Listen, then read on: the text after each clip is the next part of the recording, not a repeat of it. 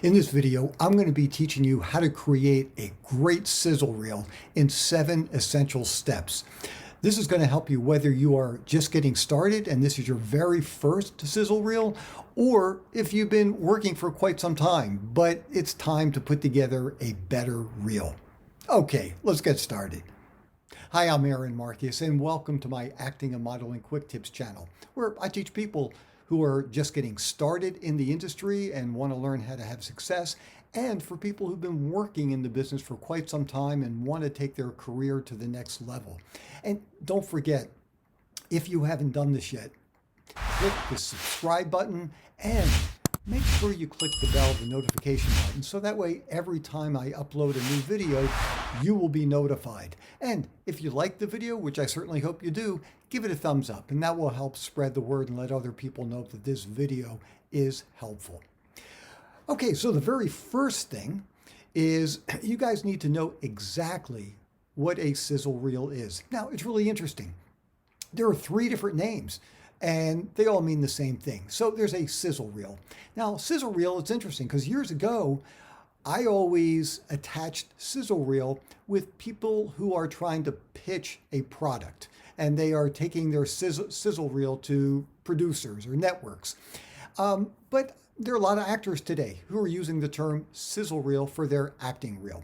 There's also a demo reel, which means the exact same thing. And I've also heard show reel, which normally I hear that more in the UK, but I've also heard some American actors talk about show reels as well. But essentially, what all 3 of these things do is it allows actors to share clips of their work and show it to other industry professionals, whether it's an agent you might wanting representation with, to a casting director, to a producer. It could be for anybody. But basically, it's showing some of your work and letting people see your acting skills. Number 2, what do you do if you don't have anything to place on your reel? Look, if you're just getting started, of course, you don't have anything. Now, look, everything that I'm going to be sharing with you is based on my experiences. And so, look, there are lots of different ways of doing things in the industry and having success. So I'm just going to be telling you what's been helpful to me, what I've learned from other industry professionals, and hopefully this will be good for you as well. So every casting director I have ever talked to said, I don't want to see a monologue on a reel. They've also said, I don't want to see a performance from a play in an acting reel. And the reason for that is most of the time, the casting directors are going to be casting for either TV commercials, feature films, or television shows. Those are the formats that they want to see your work in. So, look, yes, there are some exceptions to the rule. If you have absolutely nothing, you have no material whatsoever, and you want to create an acting reel. So what do you do? And that takes us into step number 3 and tip number 3. Here are some options. Number 1, there are companies out there that you can pay, and they will create scenes for you. They will shoot things for you, and essentially, it can look like it's a project that you worked on, and you can easily do Google searches and find the names of the companies. Another way that will cost you nothing is start contacting every local college, university, community college in your area. Go to their website and see if in the art department, if there are people who are teaching film classes, and then look and see what the classes are. If there are classes where students are shooting films for their class, this will be a great place for you to contact. And you can speak with the instructor, and you can say that you are interested in auditioning for some student films. And this could be a great way for you to get experience in front of a camera, meet other people in the industry, and look, who knows where a student filmmaker might end up. And maybe you can get a reel. You can get a little portion of the scene for your reel. So that's another option. Something else that you might want to try to do, maybe go to meetup.com, in your area and see if there are any filmmaking groups. Go to Facebook, see if there are any filmmaking groups on Facebook, and see if you can audition for some of those projects. Those are great ways of getting information that you can actually place on your reel. Now, it's also possible that the films might look horrible, or you're just not doing anything. Well, in that case, it's not going to work. But it's a great way to get experience, and hopefully you can use it. Tip number 4. So let's say you've actually done some work, but you can't get a hold of anything. You did something for an independent film, you did something that was on TV, but you just can't get a copy. So once again, there are a bunch of companies.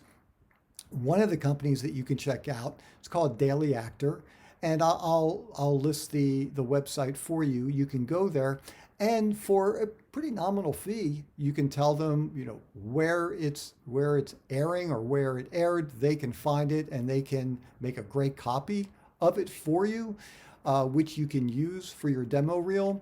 There is also a program that you can purchase called Screen Share. And with Screen Share, what you can do is, if you can find your program, just have it playing on your computer, and you can actually copy whatever is on your screen, and you can use that to edit and use it for your reel. Number 5. So, how long should it be? How long should your demo reel be?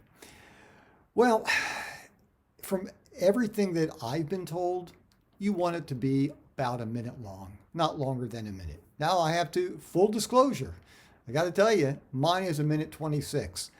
I've tried to edit it down as much as I could. I like showing a variety. And by the way, this particular one that I'm referring to, my demo reel, it's for film and television. And I have a nice wide variety of different types of projects in there. That's why it's longer than I really want it to be. But I like the fact that I'm able to show a lot of different kinds of work. And so, yeah, mine is 1:26. But typically it should be about a minute. The reason why you don't want it long, sometimes I've seen people have 2 minutes, 3 minutes, 4 minutes, 5-minute reels. This should be sitting in the back of your head the entire time when you're creating this. Put yourself in a casting director's shoes. And a casting director is looking at lots of reels, tons of reels for something. And they don't have time. They're not going to sit there for 3 minutes and watch something. They're just not. It's kind of like in the music business, people who are potentially, giving contracts to bands, they can hear things in seconds as to whether it piques their interest. They don't need to listen to an entire album to know. So the same thing holds true for your reel. Make it short. Try to keep it at a minute. If it's less than a minute, if you're just getting started, that's fine. It can be less than a minute. It could be 30 seconds. That's fine. But don't have it too long. Another misconception that some people have is they will say, well, you know what?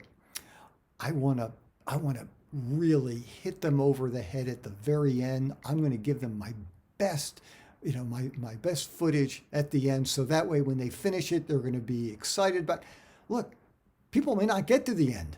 So my suggestion is put the most important piece up front. Let them see that, so at least they will continue watching. Look, everything on your reel should be great. But, if that's the case, and some things are better than others, then I would lead with the best. But, the other thing too is, and this kind of leads me into number 6, you've got to make sure that you are really seen in here. Maybe there's a scene with you and a famous actor. Well, if it's really just more reaction from you, it's really about the other actor, that's who the scene is about, don't use it.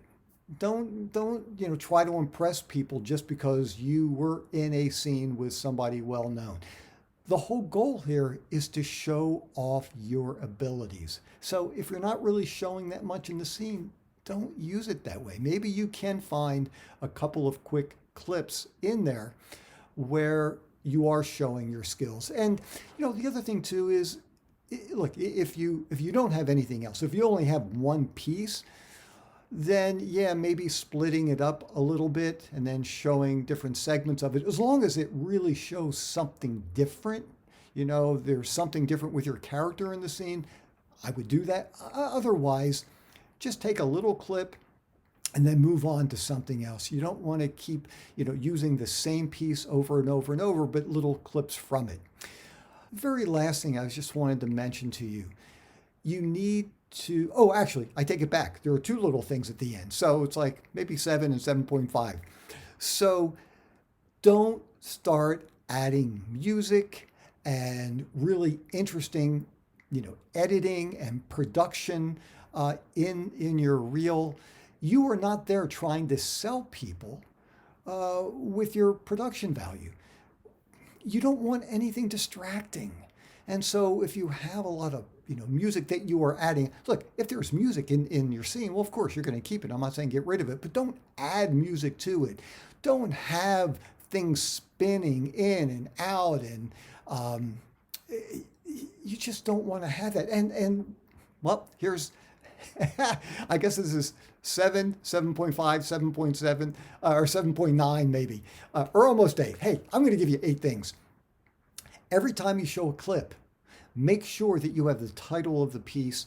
I like the lower left-hand corner, so that way, as they are watching, people can see what this is from. That can be really important. So like, for instance, I start my reel with, I had a recurring role in House of Cards. It was the very first Netflix show. And my scene is with Ellen Burstyn, an Academy Award-winning actor. And so I made sure that people knew this was House of Cards. So that's in the lower left-hand corner. And I think that's really helpful for people to see. The very last thing that I was going to mention is you need to identify yourself. And I wouldn't do a slate at the end or at the beginning. What I like is just have a slide at the end that has your name and whatever contact information you want to give. So if you are working exclusively with an agent and everything you do is through the agent, well, you can have your name and then the name of the agent and contact information to the agent. If you do some things on your own and you work either outside of an agency or you do things in addition to having an agent, then it's fine. You can have your name, you can have your phone number, you can have your email address, a website if you want to add that as well. If you are a member of the union, SAG-AFTRA, sure, you can put that in there. I would not put non-union in there.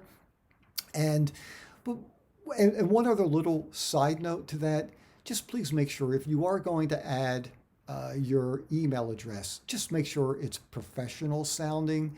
You don't want something that you did when you were in high school and I love motorcycles, at yahoo.com. Try to do something that has your name in it, that makes it easy for people. Mine is what I use for business is Aaron, Aaron, at aaronrobertmarcus.com. So I use my middle name for anytime I'm getting credits on projects. That's how I'm listed with SAG-AFTRA, aaronrobertmarcus.com. So just make sure that you've got a good email address in there as well. So, that's really the basic stuff. Make sure that you do get some material. Like I said, I would not try to do monologues. I would not try to do anything from a play. And look, if you have to, maybe you have some friends and you could come up with an idea. You could write something really short.